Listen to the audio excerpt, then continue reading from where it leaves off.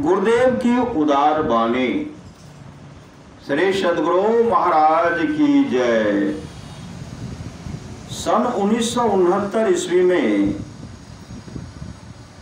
अखिल भारतीय सत्संग का वार्षिक महाधिवेशन भागलपुर जिले के अठगामा ग्राम में नवगछिया अनुमंडल में हो रहा था।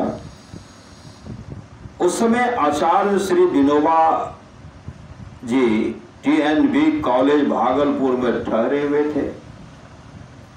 उनके साथ के एक पुरुष और एक महिला ने एक दिन अठगामा आकर अपराह्न काल के सत्संग में भाग लिया।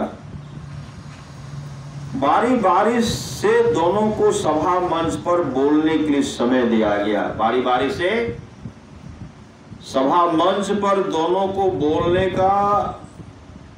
को सभा मंच पर बोलने के लिए समय दिया गया। पहले पुरुष से बोलने के लिए कहा गया। वे सर्वोदय तथा विनोबा जी के संबंध में बोलने लगे और बहुत देर तक बोलते रहे। उनका भाषण सुनते सुनते श्रोता उब गए।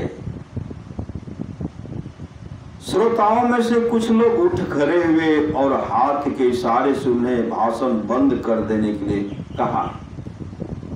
वे यह भी बोले कि हम लोग विशेषकर महर्षि में ही बाबा का प्रवचन सुनने के लिए आए हुए हैं, अब उन्हीं का प्रवचन होना चाहिए।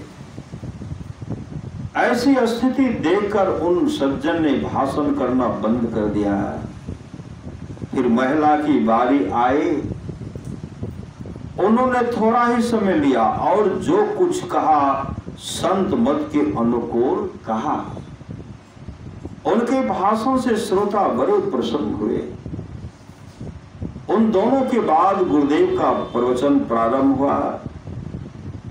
गुरुदेव ने श्रोताओं को संबोधित करते हुए आरंभ में कहा कि आप लोगों को विज्ञापन के द्वारा और शांति संदेश है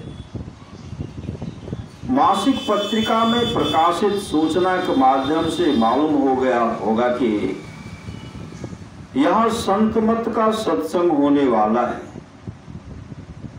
नियम यही है कि जिस विषय का मंच हो उस मंच से उसी विषय पर बोलना चाहिए।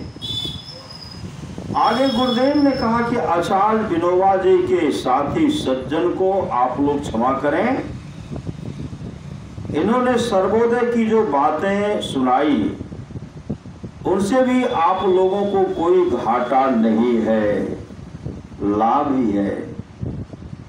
गुरुदेव की ऐसी उदार वाणी सुनकर आचार्य विनोबा जी के दोनों साथियों के सहित उपस्थित सभी लोग बड़े प्रसन्न हुए।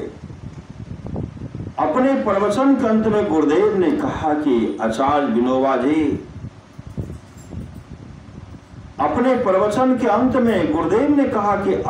विनोबा जी के पास में जो पवित्र स्त्री और पुरुष आए हुए हैं उन्हें देखकर मुझे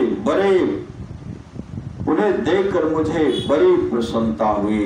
श्री सद्गुरु महाराज की जय।